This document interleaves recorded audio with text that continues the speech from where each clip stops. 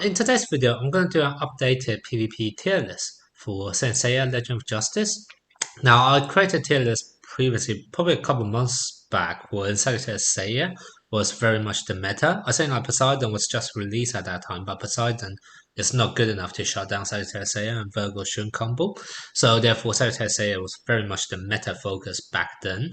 However, now we literally have three knights all released very in quick succession. So we have Gold Class Athena, your Seiya-Shun, and also Astra-Shun. All three of them are able to shut down Sagittarius Seiya and Virgo-Shun combo to some extent, and therefore you can see my Sagittarius Seiya and Virgo-Shun combo has fell off the grid and no longer meta anymore. And therefore I also why I want to do this tier list to update the latest meta in PvP. Now, I think the meta right now, you can see it's actually quite packed. It's not like before one have like a distinct tier every single time, so where the top tier are better. What I think of the PvP meta right now is more like a rock, paper, scissors relationship. So I have the meta, I have the characters who are support the meta, I have characters who are really good, but kind of countered by the meta, and then I have characters who are anti-meta. So meta is obviously, as it says, vast majority of the times you can't go wrong with that because that's what majority of the players will play. If you really want to do well with them, you probably want to pick a couple of knights from the anti-meta list.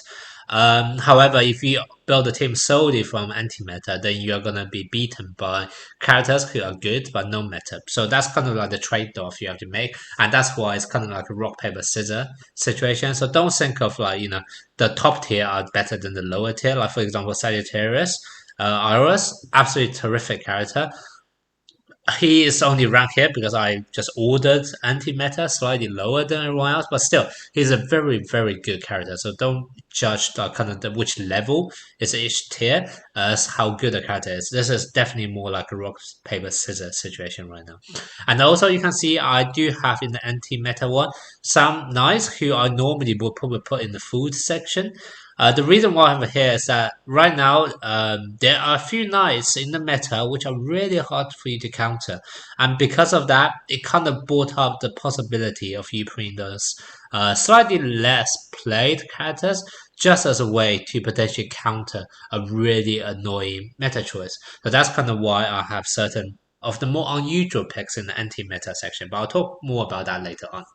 All right, so now let's moving on to the tier themselves. So I'm gonna start off with meta and kind of explain why all these characters are meta characters. We are gonna start off with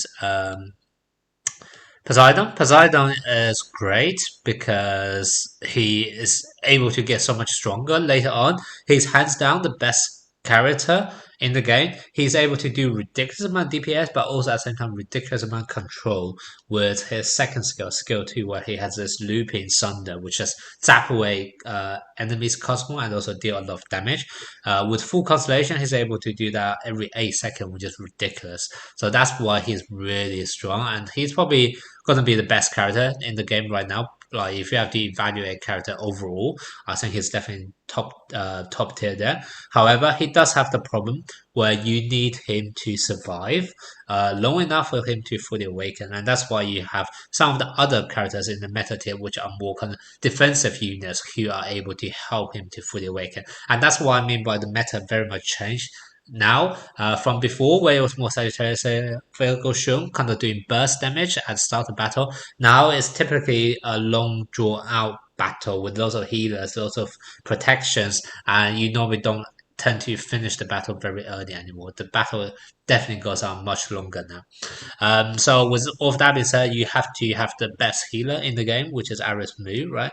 Best healer with his Crystal Wall, both damage reduction and healing. So hands down, you definitely want him in the meta.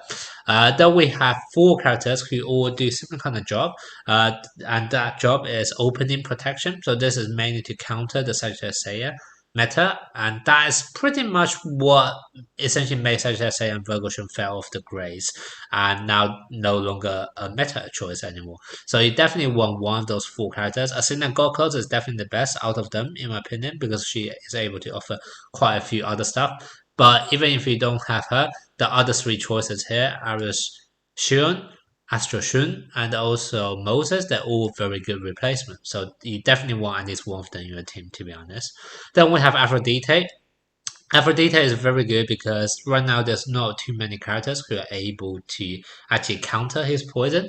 And on top of that, because right now it's playing kind of a meta where the battle tends to go on a bit longer, you actually have characters dealing less burst damage, which goes into Aphrodite's favor. Because before, when Sagittarius Aya everywhere, um, Aphrodite is just too fragile that he won't last so long in the battle. And if he doesn't last long enough, the poison he inflicts is not going to be strong enough. However, now because the meta is changing and you're playing a lot more defensive characters, more healing, more support characters, etc., Aphrodite is definitely becoming way more deadly than before because the battle tends to be longer and his poison can really stack up. So Aphrodite is absolutely crazy. And on top of that, there's not too many good counters right now.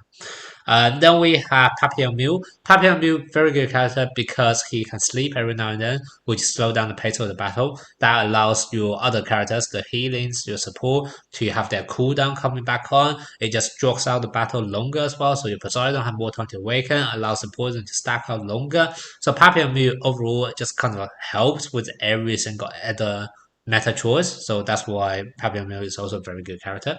Then we have Hypnos. Hypnos is have a bit of a soft opening protection because he can also reduce the enemy's attacking speed, etc. at the start of battle. Not quite as good defensive opening skill as the other four I mentioned earlier on. However, still a very solid character. And now with the game once again going more defensive, going more support, going more healing, etc., you actually have some of the control knights being a lot more deadly because you're now actually able to have this kind of internal control concern. And that's really why I have Hypno, Sorrento, and also Liar of Fee here. All three of them are very control heavy. You're able to seriously suppress how much damage the enemies can deal out. And now, if you already have a quite healing defensive team, and you're also suppressing how much damage they can deal out, it pretty much makes your team unkillable. And that's why they are also very very strong. And to me, also very solid meta choices. You probably don't see them as much because they're two light and dark and one golden arrow, and they're all fairly. I mean, Surrender has been released for a while, but Hypnos and Orphe are fairly new characters, so you probably don't see them very well. But in terms of pure strengths, I definitely think they are in the top tier alongside with all of the other meta choices. All right, now next we move on to the second tier, which is the meta support. So those are the characters who are able to make the characters in the meta tier even better. Starting off with starting off with Mermaid Tetris. Mermaid Tetris is really good because right now, if you look at it in the meta tier, there's kind of two main damage sources. One is going to be Poseidon, one's going to be Aphrodite. Mermaid Tetris have really good synergy with both of them. If you link up with Poseidon and help him to awaken quicker and also give him a second life. If you don't link up to Poseidon but link up with Aphrodite, what you're able to do is give extra defense to really help Aphrodite stay longer. Because Aphrodite is normally the weakest at the start of the battle. Once the battle goes on a bit longer and poison stack up, he can then actually self-regenerate quite a lot with all the poison damage. So Mermaid Tetris can really just help Aphrodite to survive just a bit longer for his poison to kick in with her defensive link, etc. So that's why Mermaid Tetris is really good. Pandora is a really solid healing character, especially if you're trying to do uh, a light and dark formation, or formation with five colors of the same element. Right now, Pandora is the only proper healer for light and dark. So that kind of just give her a spot by that herself. On top of that, she's also able to dispel debuff. So poison is a debuff, so Pandora can actually do well against Aphrodite. And also Pandora has the ability to, if she target all her ultimate correctly on the same person, it's very easy for you to actually wipe out one character completely like that. And if you do have a whole team of full healing knight or support knight, is normally hard for you to find a weak opening weak point for you to really kill off any of those characters. However, Pandora kind of help you to find that weak spot because now if you're able to find the slightly weaker spot, the character doesn't even need to be at low health. Let's say the character is at only 70% health, but that 70% health is already the lowest HP percentage on the team, then Pandora's ultimate is going to focus all of the attacks on that single person and really help you to take out that weak point straight away. So Pandora is also very good against a lot of the meta choices. So that's why Pandora is really good right now. Chameleon June and also Hound Asterion, they are both kind of the healer role, which is very important. Once again, either you have Poseidon or Aphrodite, the main aim of the game is for you to survive longer, for either poison to kick in or for Poseidon to fully awaken. So healers are definitely very important in the meta right now. Kamina June has my special shout outs out of all of them because she's also able to give Cosmo. So if you pair Kamina June with Poseidon, he will be fully awakened even quicker. So Kamina June is very good. Hound Asterion is not far behind because he's also a healer. Seahorse Bayern is able to protect the other front row ally, and that's very good once again to protect Aphrodite or Poseidon. Both of them tend to be placed up front, however, both of them need a bit of extra support to make sure they survive long enough. So Seahorse Bayern is doing a really good job at that as well. Then we have Casa, we have Astra Hugo. The reason why these two are here is because they have this ability to prevent fatality on one of your characters. So when one of your characters is about to die, they are going to jump in to save that character. Now it's only for a very brief second. However, that's not going to be enough for Poseidon or Aphrodite because if for Poseidon, a tiny bit longer potentially means that he will get more Cosmo, and if he's able to then fully awaken, then he would be able to recover. And even if not, you should normally have healers anyway, and that one extra second or two is able to get the other healers to start kicking in healing ability. Same thing with Aphrodite as well. Aphrodite is always able to recover health from poison, so even if it's only 1 second delay, preventing you from death, from those 1 second, the poison effect would take damage, and therefore Aphrodite will be held back. So that's why they're also very good, and I think they're very good support unit with either Poseidon or Aphrodite. Niobe is a offensive support for Aphrodite if you want to really enlarge how much damage you're able to do. I personally prefer I personally prefer poison teams to be more defensive, so try to make sure your Aphrodite survive longer rather than trying to do more damage. But it's your choice if you do want to have go for more offensive attack, then Niobe is not a bad shout. Alright, now we move on to Io. Io is a character a lot of people have slept on, but I think he actually have a really good role in the meta right now. So first of all, he has a bit of poison effect, so that's a tiny bit of synergy with Aphrodite. But also, what it's able to do is that he normally is able to attack the enemy directly opposite him. Like even if it's a back row unit, his normal attack will be going to that back row unit, I believe. So what that basically means is that you can potentially position him against a knight who is actually placed at the back. Most of the time in the meta right now, it's going to be healer. So for example, Aris Moon, and using Io to really quickly wipe down the enemy's healer, and therefore once again create an opening in terms of the enemy's defense capability. Because once again, if you're able to take away a healer from that, they would not be able to have as much healing potential as going on, and then you kind of manage to avoid the situation of the battle being drawing out for far too long, and therefore able to counter the opponent team that way. So Io definitely is an interesting choice right now. Once again, he's not normally a character I would place very high. However, in the meta right now, I think with his both synergy in terms of poisoning and also the fact that he's able to zone in on one particular enemy unit in the back, I think is actually quite useful in the meta.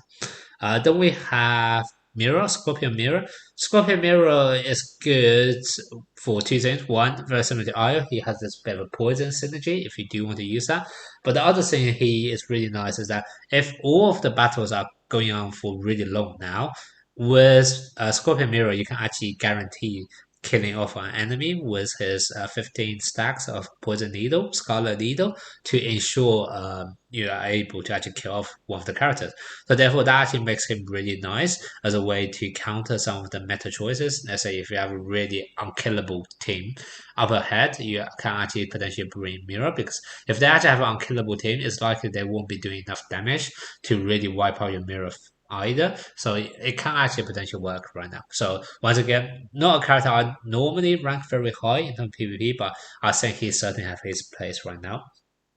And then finally, we have Deathmark. Deathmark is able to slow down the enemy's cosmo regeneration. So once again, slightly draw out the battle longer.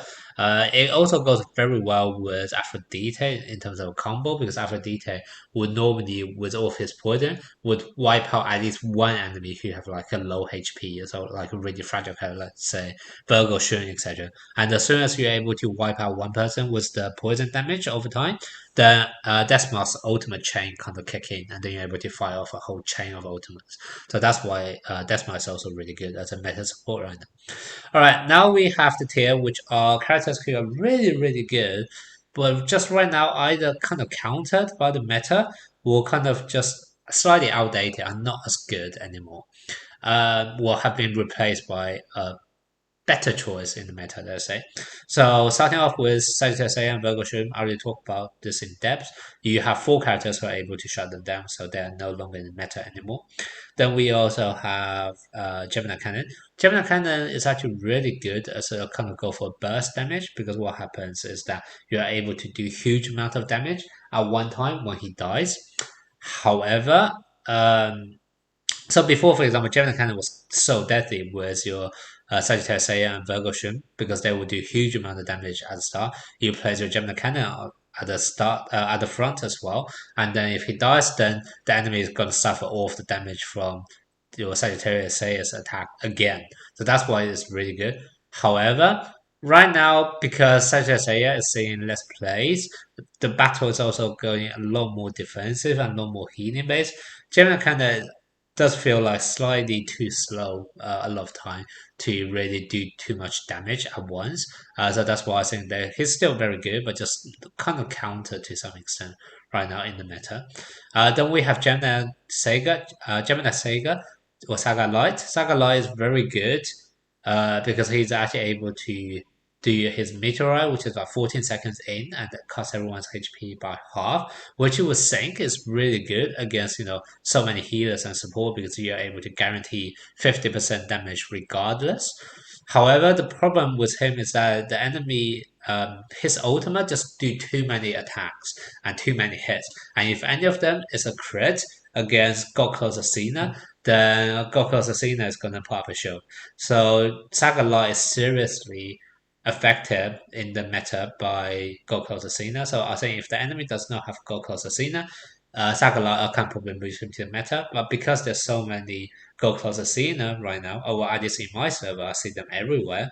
Sagalot is really limited in terms of what he can do. However, if you do have the surplus version, where you're able to change his ultimate, then I think it's slightly different thing because then he will be able to ignore defense when he releases ultimate. But then for that to work, you kind of need both Crest Canvas and also Capricorn Shura as well. So it's a bit more tough for that situation as well. So that's why I still don't rank Sakurai as high as before. Evil Sega, someone kind of saying he just crit too much when he enters that dimensional field, so very bad against Goku Assassina, just completely countered by her. Radamansis, once again, all about crit, it's gonna fail really bad against a meta with lots of Goku Assassina. Sirius is still a very solid character, but normally you pair Sirius with kind of burst damage for that extra Cosmo at the start, and also in terms of purely Cosmo point of view, right now Sirius is kind of being outdated by Goku Assassina because Goku Assassina is able to give Cosmo constantly, whereas Sirius is only able to give Cosmo at the start of battle. So I do feel Sirius is slightly outdated as a character, but still very good nonetheless. Krishna is definitely outdated by the other four characters who are able to do opening skill protection. So that's why he can't be in the meta tier anymore. Then we have Taurus Aldebaran. Taurus Aldebaran is still good because he has a potential chance of interrupt every now and then. However, outside of that, you don't really see him doing much because before his mark was really useful, but there's just too many ways for you to counter the mark now. You can use Sagittarius Seiya with the right with a correct ally to make him go faster. You could use Poseidon to manually have Poseidon with the lowest HP. You with so many healers in the meta as well, your mark is not going to be enough to really take out one of the enemies. So his mark really lose his utility right now. So that's why I can't really rate Taurus Aldebaran any higher anymore. Aquarius Camus, good, when you know the enemy is not able to counter you. However, let's say in PvP defense, he's absolutely awful because he would just be so easy to counter with, let's say, a Sea Dragon cannon or whatever. So I don't see much place for him either. And also, his whole game plan is about kind of slowing down the game. And if you're really going up against the meta, you you probably want a healer to help you to make the game go slower rather than actually use freeze, etc. So that's why I don't like him either. Liberdoko, good character, really bulky. He always have the same problem to me, which is that he is able to protect himself extremely well, but not doing enough for the rest of the team. He is able to boost off those attacking stats for the team, but with the meta being mostly kind of increasing healing or increase defense, well, you would have a meta where you literally have like three defensive unit on the team.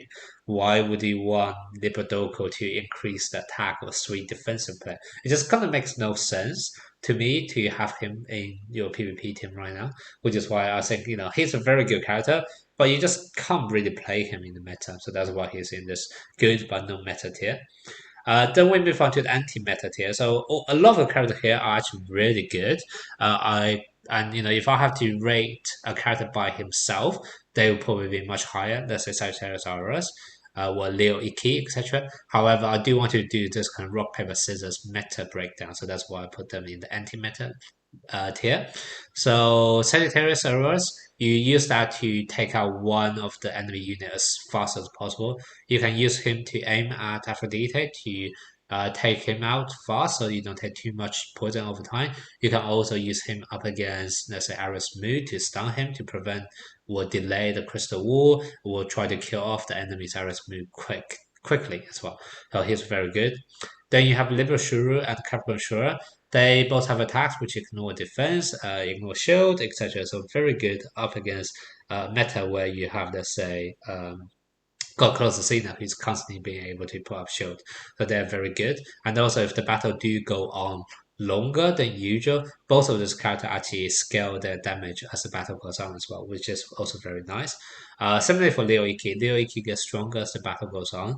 So if you do have to go into a battle of like attrition versus another team, your enemy team who also gets stronger as the battle goes on, Leo Iki is able to provide enough offensive power to go up against them head to head. Then we have Leo. Leo Aurora has a looping skill which is able to inflict electricity to the front row enemies so that you're able to do more damage to them. So that's actually very helpful when you're up against, let's say, Aphrodite, etc., because you inflict electricity up to Aphrodite who's up front and then therefore help you to kill him off quickly. Sage Dragon Cannon, I don't think we need much explanation here. He's just like a natural counter to a lot of unit. You can use him against, Aris Mu, Aris Shun, Aris Go Closer Cena, all those characters to kind of prevent them from using their skill and also activate that skill for yourself. So very good character. Then we have normal Cena. The normal Cena is good as a healer because she is now able to dispel debuff, which is one of the few characters in the game who is actually able to neutralize Aphrodite's poison. So just for that value alone, she is going to be an interesting pick as an anti-meta. And then lastly, we have four units who all are able to, actually no, three units. Let me do Dante first. Dante is very similar to Sagittarius. It's almost like a budget version of Sagittarius. He sacrificed his own HP to do massive amount of damage. So you can actually use Dante to go up against, let's say, the enemy's Aphrodite, so that you are quickly able to wipe out the Aphrodite before the poison stack up. However, if you do play Dante, make sure to never place Dante up against a Poseidon. Otherwise, you will literally be killing yourself from of the bounce damage as well. So, so definitely don't play Dante up against Poseidon, but you can definitely try placing him against Aphrodite. And then the last three knights, they all do similar kind of role, which is they do a huge amount of damage up early on. Not quite as quickly Sagittarius Say's opening attack. However, they are able to roughly release their attack or increase the damage output fairly early on in the battle, which is going to be very useful for you to wipe out the enemy's Aphrodite before poison stack up, or wipe out Poseidon before he fully awakens. So for that reason, they're all good anti-meta choices. across Hyugas because he was Constellation, full Constellation. He has huge amount of Cosmo at the start, so he is able to release ultimate faster than anyone else, therefore do huge amount of damage early on. Babel is able to inflict sparks so that you do more damage. Also, if you are able to detonate those sparks, then you are able to stun the enemy as well. So also very nice uh, way for you to do huge amount of damage to prevent Aphrodite or to prevent Aphrodite or Poseidon from surviving too long. Ptolemy is a bit more RNG, but once again, he can put aiming mark on some random characters for them to take more damage. So it could also work if the RNG works in your favor when you're up against them. So that's kind of everyone in the anti-meta list. Now, like I said, some of the characters I normally wouldn't place them so high, but in all honesty, because there's a lack of options to really effectively counter Aphrodite right now, you kind of need to just bring out some of those less played choices as a last resort. So just bear that in mind. And now finally, we'll have the backup options. So those are characters who are really strong in other modes, or maybe not strong at all. So, for example, Agate is absolutely god in PvE. However, once to PvP, you just don't normally play them. They don't have too much utility. Maybe if the ones like Argo have a bit of RNG element, you can potentially play him. So I'll put with him to the front of the tier. But everyone else, you just don't tend to normally see them in PvP anymore. So they are not really meta. They're not good, but no meta, and they're not anti-meta definitely either. So that's why I kind of left them in the bottom tier.